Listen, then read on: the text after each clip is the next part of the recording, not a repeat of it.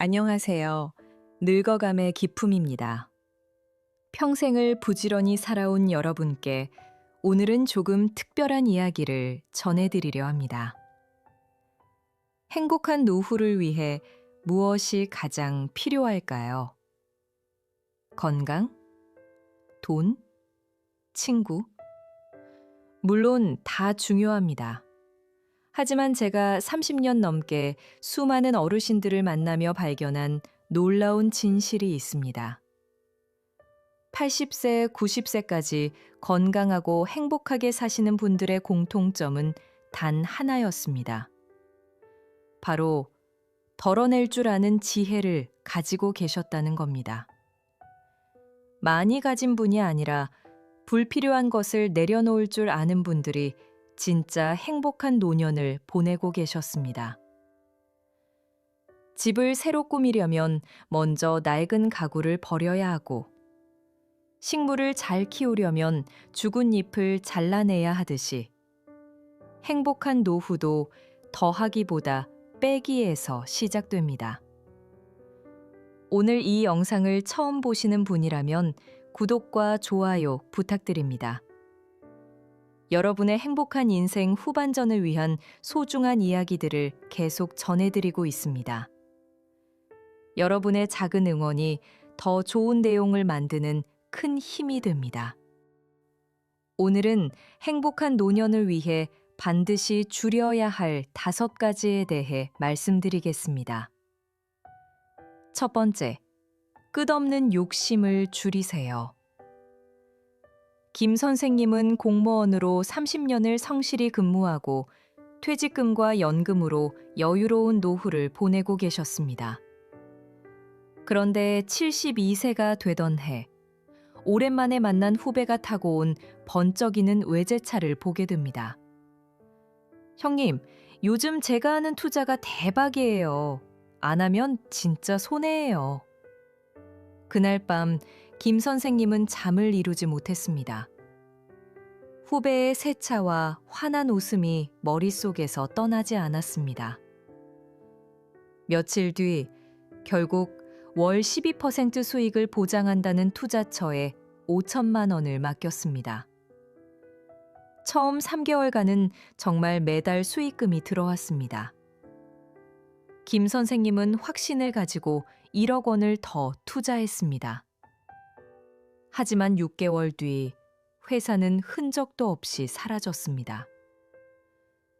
평생 조심스럽게 살았는데 왜 이 나이에 그런 욕심을 부렸을까요? 이 한마디에 모든 후회가 담겨 있었습니다. 왜 똑똑하고 신중했던 분들이 나이 들어 이런 함정에 빠질까요? 심리학에서는 이를 손실회피 편향이라고 부릅니다. 나이가 들수록 가진 것을 잃지 않아야 한다는 불안감이 커지고 동시에 이제 기회가 많지 않다는 조급함도 생깁니다. 이 두 감정이 만나면 역설적으로 더 위험한 선택을 하게 됩니다. 마지막 기회라는 생각에 평소보다 더 큰 욕심을 부리게 되는 겁니다. 욕심의 문제는 단순히 돈을 잃는 것에 그치지 않습니다. 욕심은 우리의 마음을 병들게 만듭니다. 욕심이 많은 사람은 항상 불안합니다. 가진 것을 잃을까 두려워하고 남들이 더 많이 가진 것 같아 초조해합니다. 이웃이 새 차를 샀다는 소식에 마음이 불편해지고 친구가 해외여행 갔다는 얘기에 질투심이 생깁니다. 더 많이 가지려는 욕심이 클수록 실제로는 더 불행해진다는 게 행복의 역설입니다. 나이가 들수록 우리는 산을 오르는 게 아니라 내려와야 합니다. 더 높은 곳이 아니라 편안한 평지를 향해 내려와야 하는 겁니다. 그렇다면 어떻게 해야 할까요? 먼저 남과 나를 견주는 걸 그만두세요. 다른 사람의 살림살이가 내 삶의 가치를 결정하지 않습니다. 건너편 집에서 좋은 차를 몰고 다닌다고 해서 내가 타고 다니는 차가 형편없어지는 건 아니거든요.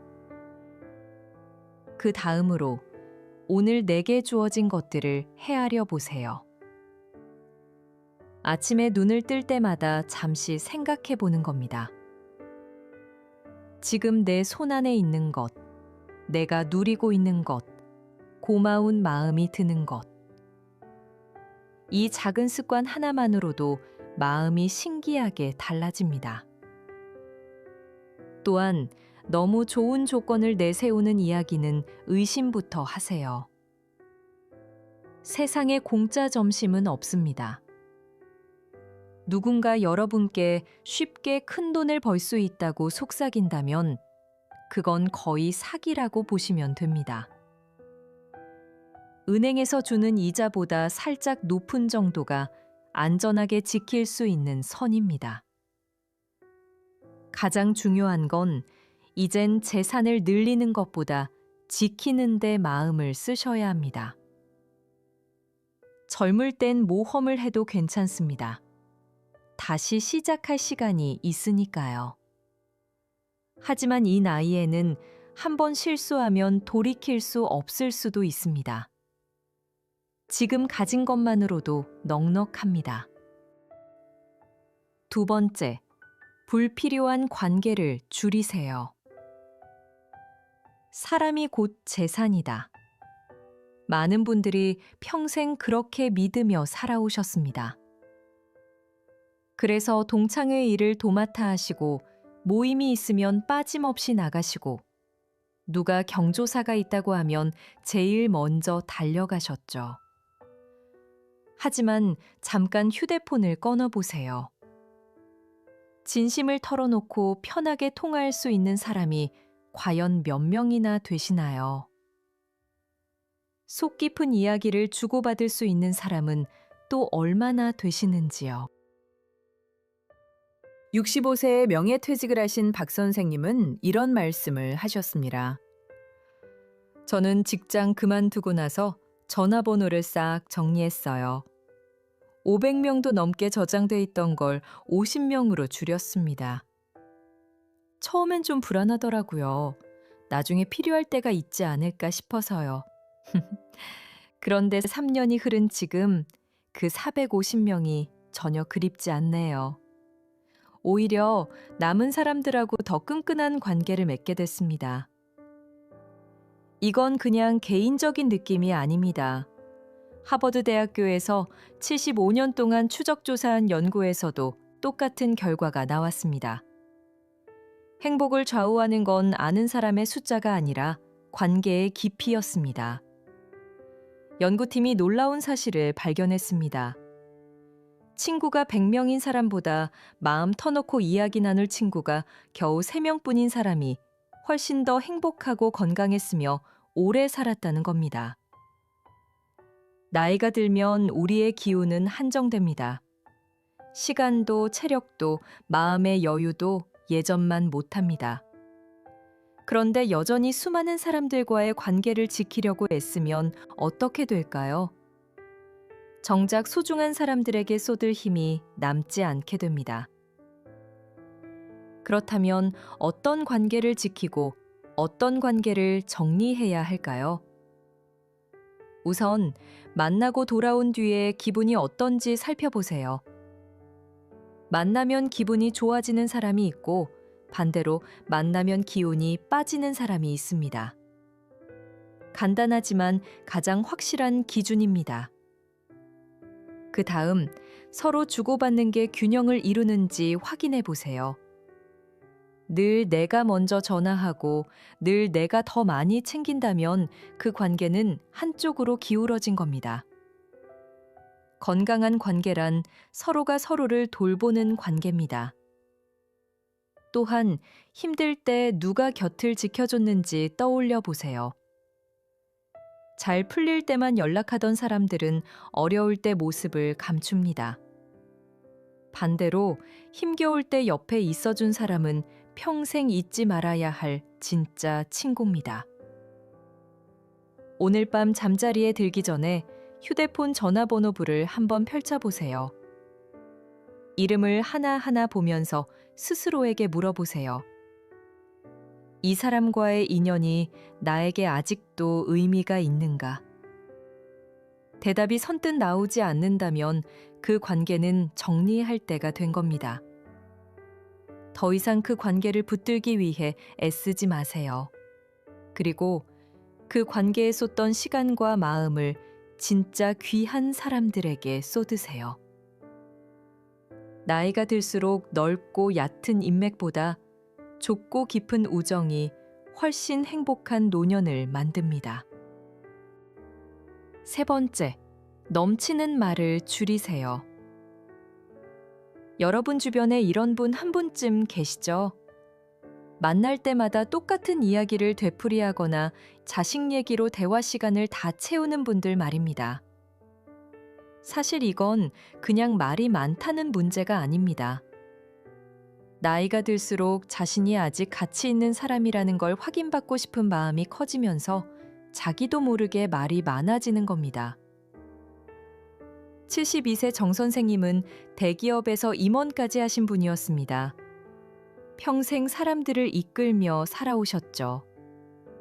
그런데 퇴직하고 나서 아들과 사이가 나빠졌습니다. 아들놈이 사업을 한다는데 제가 보기엔 방법이 영 잘못됐어요. 제 경험으로는 그렇게 하면 안 되거든요. 그래서 이야기를 해주면 짜증을 내요. 제가 뭘 잘못했나요? 문제는 간단했습니다. 그분의 말은 조언이 아니라 간섭이었고 대화가 아니라 일방적인 훈계였던 겁니다. 퇴직했지만 여전히 상사처럼 아들을 대하고 있었던 거죠. 그렇다면 구체적으로 어떤 말을 줄여야 할까요? 먼저 간섭하는 말을 줄이세요. 그건 아니지. 내 말이 맞다니까. 이런 식의 말투는 관계를 힘들게 만듭니다. 특히 다 큰 자녀에게 하는 간섭은 아무 도움이 안 됩니다. 그 다음, 같은 이야기를 반복하지 마세요. 똑같은 얘기를 여러 번 듣는 것만큼 사람을 지치게 하는 것도 없습니다. 사람들은 같은 이야기를 두 번째 들을 때 내용은 기억 못해도 지루함은 확실히 느낍니다. 또한 불평하는 말을 줄이세요. 요새 여기저기 쑤시고 아파.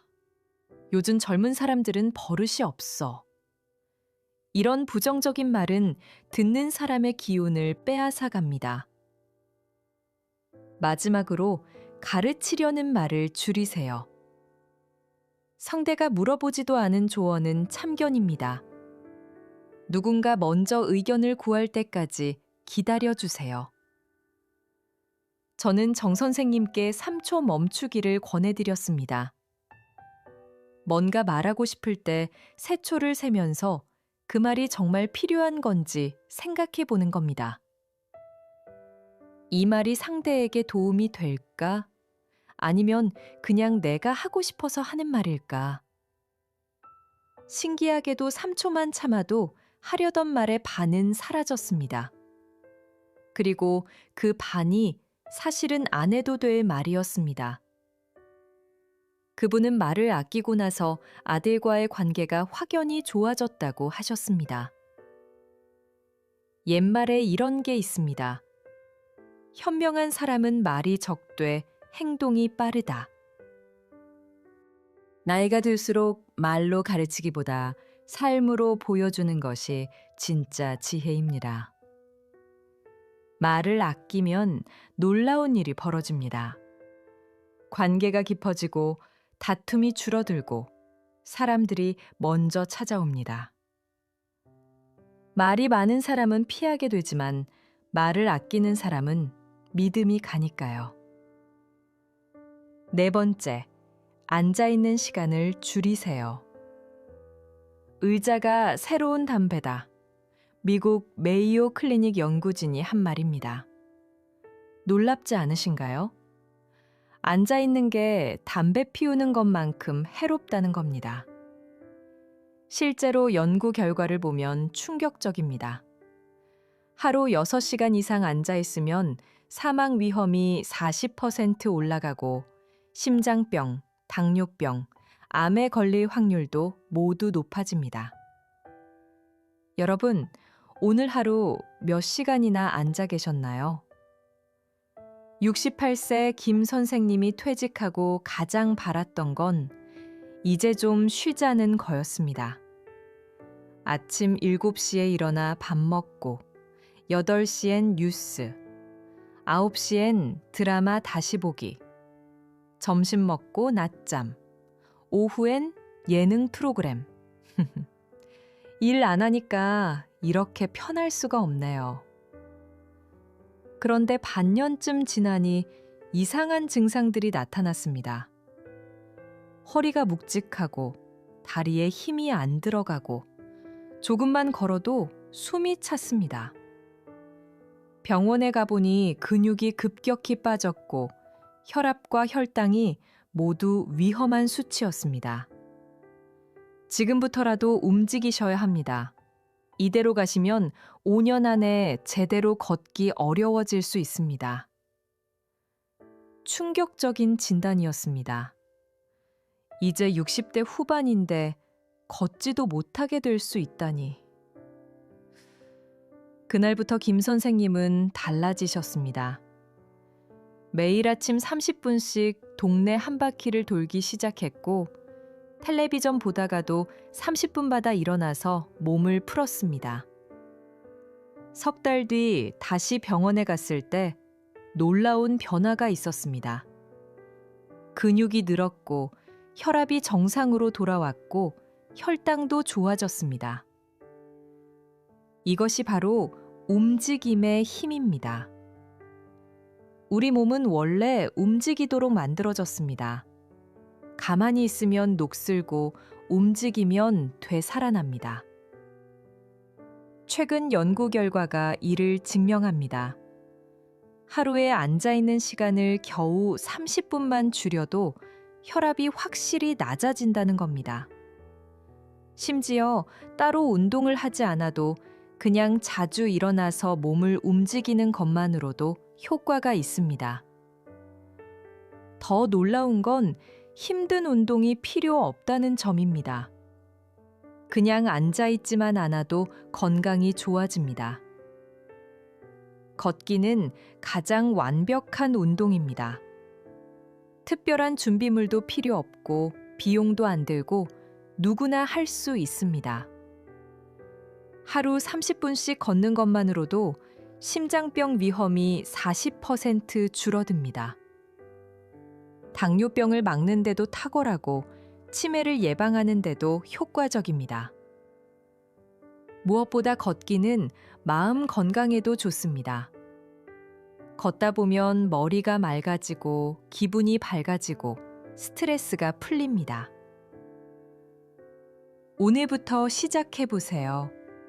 이 영상을 다 보시고 나면 일어나서 집안을 한 바퀴 걸어보세요. 그게 건강하고 행복한 노년을 향한 첫 걸음입니다. 5번째, 탄수화물을 줄이세요. 밥심으로 산다. 우리 세대가 평생 들어온 말입니다. 그래서 반찬이 없어도 밥만은 꼭 챙겨 먹습니다. 그런데 나이가 들면 바로 이 밥심이 오히려 건강을 해칠 수도 있습니다. 72세 박 여사님은 혼자 사십니다. 혼자 식사 준비하기가 귀찮아서 주로 간단하게 드셨습니다. 아침에는 김치에 밥, 점심에는 라면, 저녁에는 또 김치에 밥. 혼자 먹는데 뭘 거창하게 차려 먹어요. 그런데 어느 날부터 힘이 없고 자주 넘어지고 계단 오르기가 힘들어졌습니다. 병원에 가보니 근감소증이라는 진단을 받았습니다. 단백질이 부족해서 근육이 심하게 줄어든 상태였죠. 근육은 단순히 힘의 문제가 아닙니다. 근육이 줄어들면 넘어지기 쉽고 혈당 조절이 어려워지고 심장과 면역력까지 약해집니다. 즉, 단백질이 부족하면 몸이 빠르게 늙는다는 뜻입니다. 그렇다면 노년에는 어떻게 먹어야 할까요? 우선 곡식을 선택할 때 주의하세요. 흰 쌀밥만 고집하지 마시고 현미, 보리, 귀리 같은 잡곡을 섞으세요. 그리고 양도 줄이세요. 평소 드시던 양의 70% 정도면 충분합니다. 그 다음으로 단백질을 꼭 챙기세요. 끼니마다 손바닥만한 크기의 생선, 달걀, 두부, 고기를 드셔야 합니다. 또한 채소를 충분히 드세요. 끼니마다 2접시 분량의 채소를 드시는 게 좋습니다. 채소에는 비타민과 미네랄이 풍부하고 소화를 돕는 식이섬유가 많습니다. 그리고 과일도 적당히 드세요. 하루에 한두 번 주먹만한 크기로 드시면 됩니다. 과일에도 당분이 있으니 너무 많이 드시면 안 됩니다.